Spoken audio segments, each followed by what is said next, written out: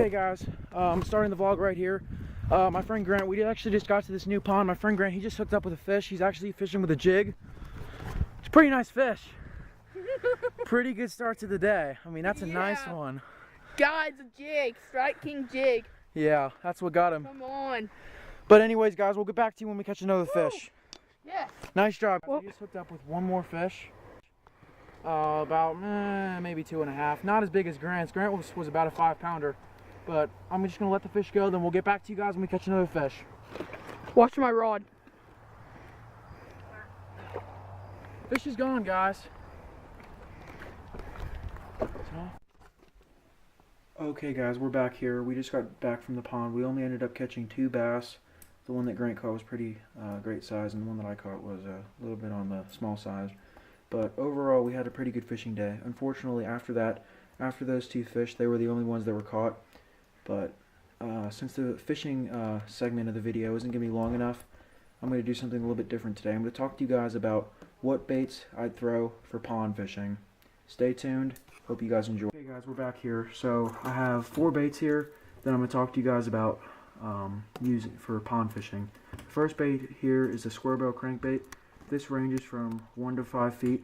I'd only throw this bait in a pond where there's no weeds, not a lot of structure, just more of a sand bottom. And if there's rocks in the pond, I definitely skid this bait off the rocks, and that's what I do with this bait.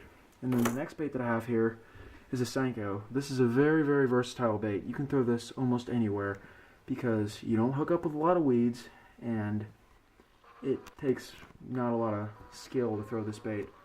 For those of you guys that have never thrown a Senko, some people don't throw Senkos because it's kind of intimidating, because there's no tail, no nothing.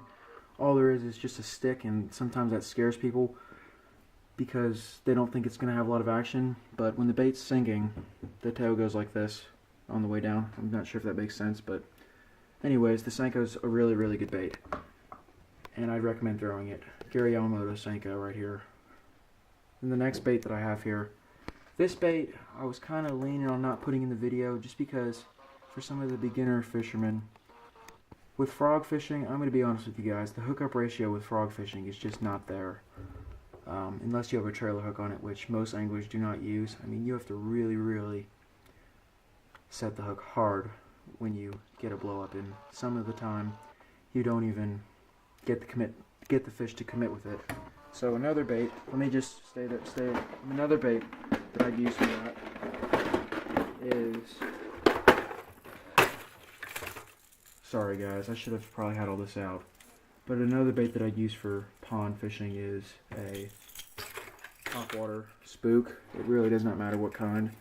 If there's not a lot of weeds, algae, and all that above the surface, then I'd use a spook. But if there is a lot of that, I'd be using a frog, guys. I know the hookup ratio, like I said, is not good, but it takes a lot of practice, because half the fish that I catch, half the fish that I get to commit with a frog, I don't really ever land. But with the spook, better hookup ratio when it comes to fishing open water. And then the next bait is a jig. This is just a little finesse jig with a little crawl in the back. This is actually green pumpkin color. Very, very good bait for pond fishing. If you're pitching through structure and rocks and stuff, very good bait to throw. But when it comes to weeds and stuff, even though it's a weedless jig, like this one right here, I'm not sure if you guys can see, but I'm not for sure why, but the weed guard isn't on this jig, but most of them have one. This jig is just a little bit odd. But anyways, I hope you guys enjoyed this little segment of me talking about pond fishing baits. I'll be doing more tutorials in the future on what baits to throw, where, and when. And I hope you guys enjoy this video. Again guys, here's all the baits. And I'm sorry about not having a very good fishing segment in the video, and thanks again to my friend Grant for filming this. Appreciate it. And I hope you guys enjoyed today's fishing. Please like and subscribe. Stay tuned for more videos.